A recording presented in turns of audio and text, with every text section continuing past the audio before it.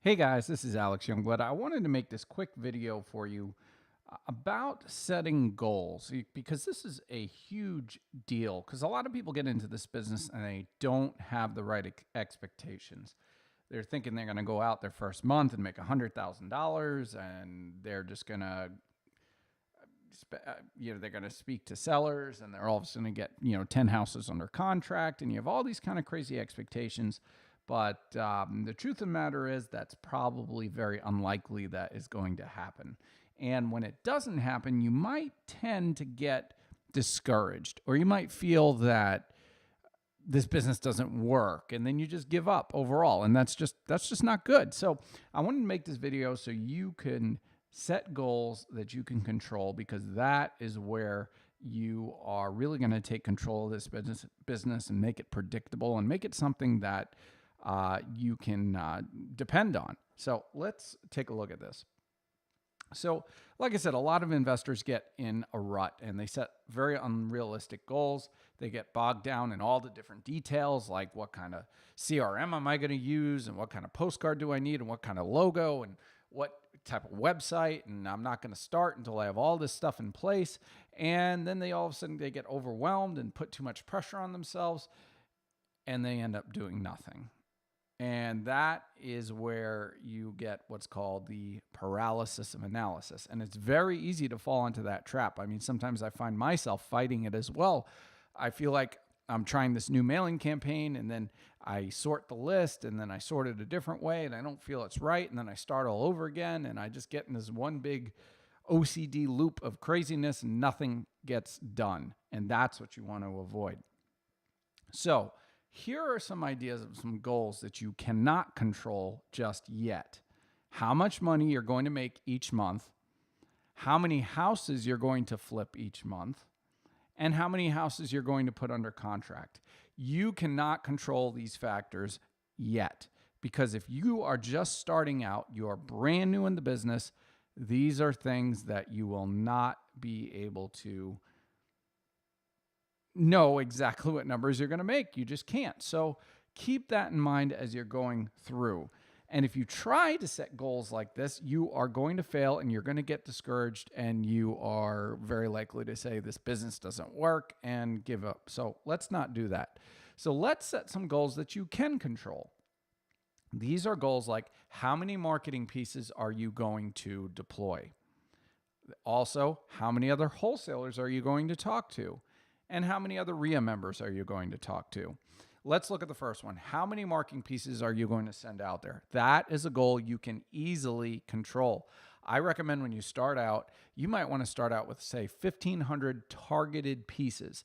And I say targeted pieces because if you are going and putting pieces out on a huge scale that don't have a specific kind of motivation or a specific kind of target that makes them likely to sell, you are probably not going to succeed on that mailing. But if you use a targeted mailer, like for instance, an inherited list or a probate list, these are things that are definitely pieces that where somebody has some motivation, you're more likely to succeed on a smaller budget like that. But I always recommend at least 1,500 pieces a month.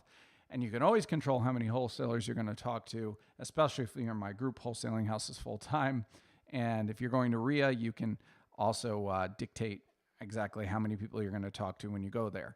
And the cool thing is, when you hit these goals, you are going to be able to feel good about them, and it's going to set patterns of success. All right, some other realistic goals you can control: how many bandit signs you're going to put out if that's your thing. You can control how many flyers you're going to distribute, and just the number of people you're going to talk to in general. These are all realistic goals that you can control right now. These are goals that you need to consistently meet, okay? If you consistently meet these, like I said, you're going to set a pattern of success, and that pattern of success is going to carry you through those rough times. So set a goal to send out, say, 1,000 mailers each month, maybe 1,500. You could set out a goal to put out 100 bandit signs each week if you wanted to.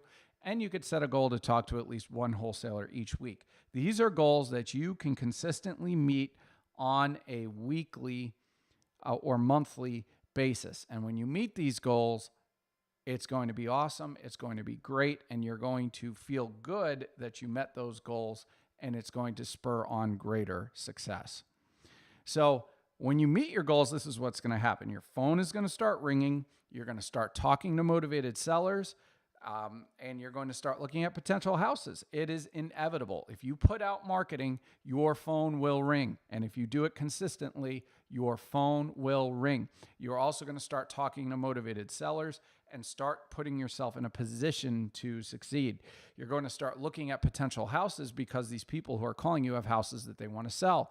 Are they motivated to sell it at the price that we need to get? Who knows? Go out and meet with them, talk to them, start learning how to talk to people, learning how to read sellers, learning how to figure out how they value things, so that way you could take that value and understand how they value things, and then how you can then apply it to how they're looking at their house, so you'll better be able to make an offer. You're then going to be able to start making offers.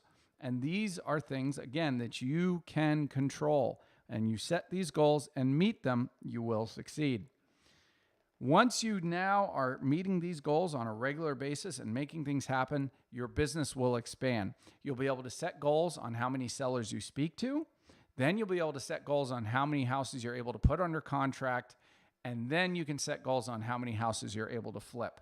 It moves from the bottom all the way to the top. But it begins with setting goals that you can control, so that it breeds the pattern of success that you are looking for and will put you in the spot that you need to succeed. Hope this has been helpful to you. If it is, feel free to share it. And I appreciate each and every one of you guys that are on my email list, in my Facebook group. I look forward to networking with you guys further, and I'll talk to you guys real soon.